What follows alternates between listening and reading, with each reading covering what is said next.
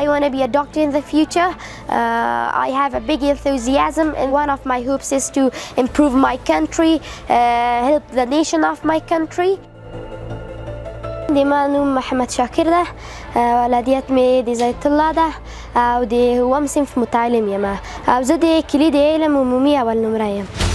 بې د دونه چې څوک کوشش ونه کړه اول نمرګي نشي اخیستی، او بالخصوص کله چې ته عمومي اول نمره وي او ډېر اسانه کار نه ده.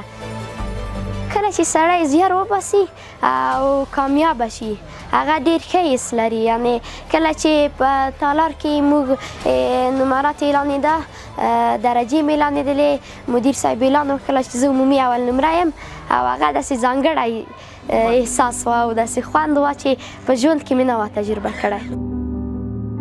He designed schools and other offices for their ministries. تعلیم خو یوه مهمه برخه د ژوند ده، یعنې بې تعلیمه یوه لحاظه ژوند ممکن نه دی، د خاطره چې موږ ټول تعلیم ته ضرورت لرو. چې د مکتب ته لاړ شم یو استراحت کوم، ډوډۍ خورم، پس د هغو نه ځم کورس ته و پس د هغو نه ځم حفظ ته مې. شاگرد بسیار زیاد مؤدب و اخلاق و بسیار زیاد شاگرد لایق هستند که نظر به تقسیم اوقاتی که دارند تقسیم اوقات خود را پیگیری میکنند و بسیار خوب به درس‌های خود میرسند. از وقت صبح و بعد از جاشت آنها کله چې زه کامیاب شدم پلار مې ماته بیټ اخیستی و او ډېر خوشحاله وم بیټ ته. زه ډېر توجه بیټینګ ته کوم، بالینګ هم همچنان کوم، من راوندر یم خو بیټینګ مې ډېر خوښېږي. په ملي ټیم کې مې راشد خان سره ډېره علاقه ده، د خاطره چې جهان اول بالر دی او په درسونو ډېر زیار وباسم. کله کله یعنې جمعګي چې رخصتي وي بیا کرکټ کوم. غواړم چې طب ووایم، ډاکټري ووایم او ډېر غټ امید مې ده چې خپل وطن ته کمک وکړم. برایشان آرزوی موفقیت دارم. نظر به اینکه کارکردگان یا فعالیت هایی که دارن انشالله که میتونن به هر اهداف یا آرزویی که دارن انشالله خودشان هم برسن.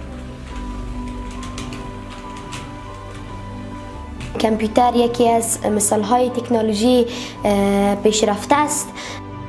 با برنامه ورد همچنان با برنامه پاورپوینت و اکسل البته نمیشه خواندیم و میخوایم که در رشته کامپیوتر پیشرفت زیاد داشته باشم. زمانی که ما انگلیسی یاد داشته باشیم کامپیوتر کمی به ما آسان میشه و هر رشته ای را که ما میخوایم بخوانیم در آینده به کامپیوتر نیاز داره. نام پدرم از ایت الله می باشد.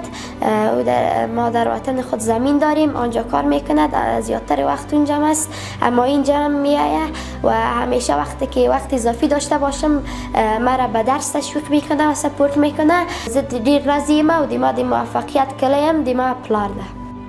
هغه شاګردان چې استاد اطاعت نه کوي، خبرې نه مني، ما هغو ته پیغام دا دی چې درس وایي، د خاطره چې درس ویل د موږ آینده جوړوي او همچنان موږ به همیشه سرلوړي اوسو او په جامعه کې به احترام ولرو.